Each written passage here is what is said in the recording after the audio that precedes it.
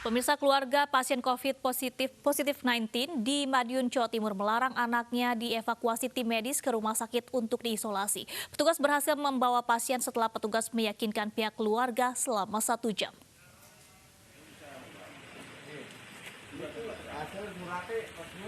Evakuasi pasien positif COVID-19 warga desa Sewulan, Kabupaten Madiun, Jawa Timur mendapat penolakan dari pihak keluarga. Orang tua pasien menolak saat anaknya ingin dibawa tim medis untuk diisolasi ke Rumah Sakit Palopo Madiun karena menurut mereka kondisi anak mereka sehat. Evakuasi berhasil setelah negosiasi selama 1 jam. Madiun hari ini ada penambahan 1 orang positif. 1 orang positif ini dari klaster yang dari pesantren yang ada di Magetan. Jadi total dari klaster tersebut ada 10 orang sudah. Dan total di Kabupaten Madiun ada 15 orang, yang 5 dari klaster Sukolilo, Haji Surabaya. Pasien COVID-19 yang masih berusia remaja dan menempuh pendidikan di pesantren Magetan terinfeksi COVID-19 setelah pemeriksaan rapid test dan swab laboratorium. Hingga kini total warga Madiun yang terinfeksi COVID-19 berjumlah sebanyak 15 orang. Dari Madiun, Arif Ayudi, iNews melaporkan. Pemirsa, warga Jembatan Besi Tambora, Jakarta Barat menjalani tes swab. Mereka tes swab setelah kontak dengan 28 warga berstatus orang dalam pengawasan atau ODP.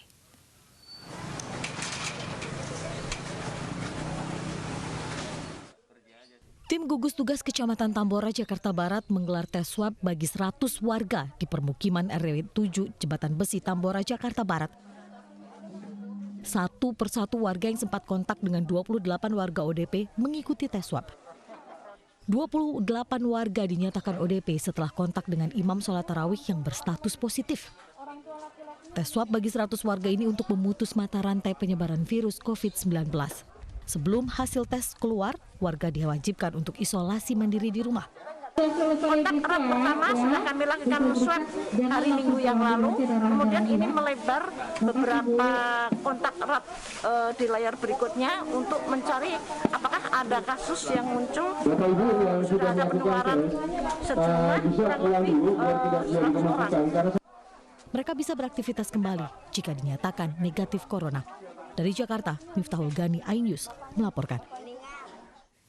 Kita beralih ke informasi lain, pemirsa. Pencairan dana bantuan sosial tunai atau BST di sejumlah daerah sebagian besar tidak mengindahkan aturan protokol kesehatan. Kerumunan serta aksi desak-desakan masih kerap terjadi. Bahkan sebagian warga masih nekat tidak menggunakan masker.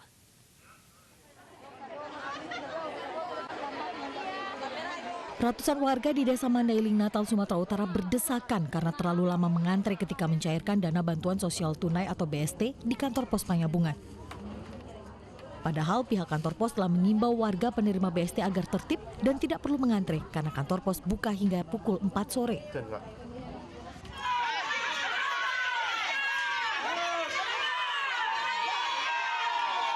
Sementara itu puluhan ibu rumah tangga mengamuk di kantor desa Mekarsari, Buntupani, Asahan, Sumatera Utara Rabu siang.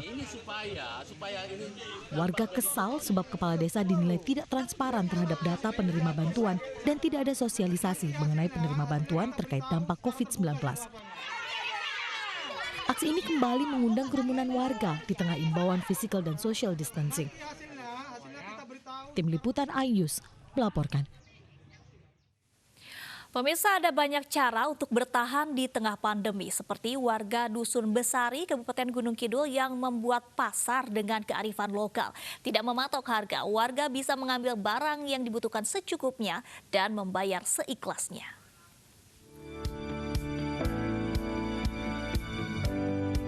Seperti inilah suasana pasar ambil secukupnya bayar seikhlasnya. Pasar ini disediakan oleh warga Dusun Besari, Desa Siraman, Kecamatan Wonosari, Kabupaten Gunung Kidul, Yogyakarta, dalam rangka penanggulangan dampak virus corona. Konsep dari pasar adalah warga boleh menyalurkan sayuran hasil panen yang dimiliki. Selain itu, warga juga diperbolehkan mengambil sayuran secukupnya, serta membayar seikhlasnya tanpa adanya patokan harga. Berawal dari modalnya kami peroleh dari sisa soju yang biasa kami keluarkan di hari Jumat berkah. Kemudian karena lama tidak aktif untuk soju tersebut, kami ibu-ibu berinisiatif untuk membelanjakan kebutuhan-kebutuhan dapur. Kemudian ibu-ibu antusiasnya sangat bagus. Di pasar ini diterapkan protokoler penanggulangan COVID-19. Warga yang datang harus menggunakan masker serta menjaga jarak minimal 1 meter. Keberadaan pasar ini membuat warga merasa aman karena tidak harus keluar dari lingkungan desa untuk berbelanja. Dari Gunung Kidul, Yogyakarta, Kismaya Wibowo, iNews melaporkan. Dan pemirsa, kita langsung saja melihat seperti apa serunya belanja di pasar warga Gunung Kidul. Ada rekan Anissa Rizkia yang saat ini sudah siap melaporkan situasi terkini di sana. Ya Anissa, seperti apa keseruan dan suasana belanja di sana saat ini?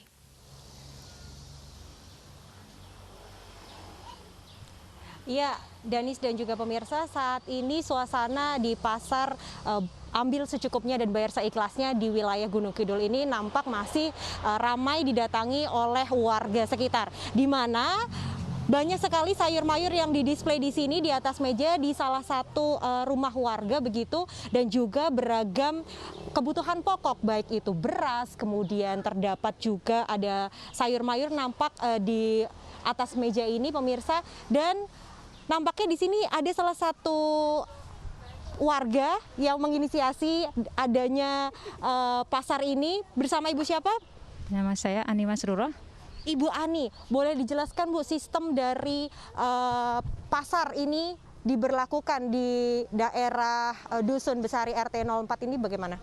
Oke, gerai ini didanai oleh swadaya infak sedekah dari masyarakat ataupun warga sekitar. Awalnya seperti itu, tetapi mengingat perkembangan akhirnya banyak sekali donasi ataupun partisipasi dari khalayak umum, sehingga kami menampung kemudian kita distribusikan melalui gerai sedekah ini kepada warga yang membutuhkan, yang terutama yang terdampak oleh COVID-19.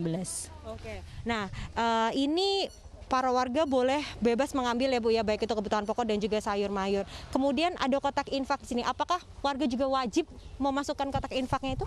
Ya, kata kunci kita adalah tidak wajib, karena infak atau sedekah itu hanya diwajibkan bagi orang yang memang lebih mampu atau sebagainya, dan tidak ada kata wajib. Kembali lagi kami tegaskan, seikhlasnya koin kebaikan itu saja kami terima, tidak masalah, tidak ngasih infak pun juga tidak apa-apa gitu. Dan tadi juga saya sempat melihat Bu, ada warga juga yang membawa barang kemudian memberikan dan bertukar dengan sayuran di sini Bu. Iya, selain kita menerima donasi dari berbagai macam elemen masyarakat, ternyata warga sekitar yang mempunyai hasil kebun mungkin dia akan membarter. Ketika mempunyai hasil yang lebih, dia akan bawa ke sini dan dia barter dengan bahan yang dibutuhkan di rumahnya masing-masing, seperti itu. Oke. Dan apakah hanya warga RT 04 Bu yang boleh mengambil sayuran ini?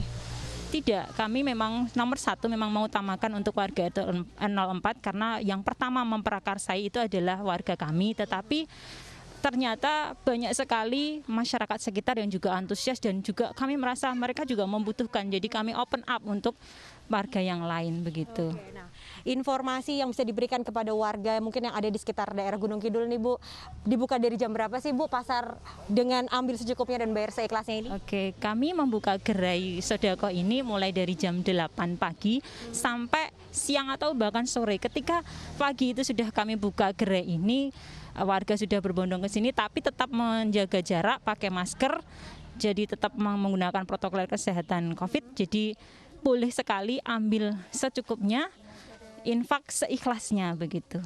Oke, baik. Terima kasih Bu Ani atas waktunya dan penjelasannya. Dan itu tadi pemirsa perbincangan kami dengan salah satu warga yang menginisiasi dengan adanya pasar yang diambil boleh ambil secukupnya dan bayar seikhlasnya. Demikian, kembali kepada Danis yang ada di studio.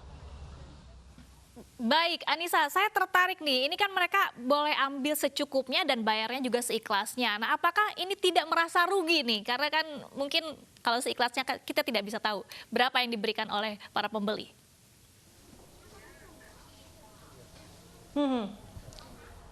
Ya, banyak sekali warga masyarakat yang datang ke sini pun juga membayar seikhlasnya, betul. Namun juga ada warga yang tidak membayar pun juga tidak masalah, karena memang ini semua dibiayai oleh donatur yang mereka memberikan dalam bentuk uang maupun juga dalam bentuk hasil panen mereka. Tadi juga sempat saya melihat ada beberapa warga yang membawa sayurannya kemudian memberikan secara gratis, secara cuma-cuma dan didisplay di meja yang ada di salah satu halaman rumah warga ini. Begitu Danis. Baik, terima kasih Anissa Rizky yang melaporkan situasi terkini dari pasar ambil secukupnya dan juga bayar seikhlasnya di Gunung Kidul. Dan pemirsa nekat melanggar aturan PSBB, bersiaplah dengan ragam sanksi yang sudah ditetapkan pemerintah. Informasinya sesaat lagi, tetaplah di Ayu Siang.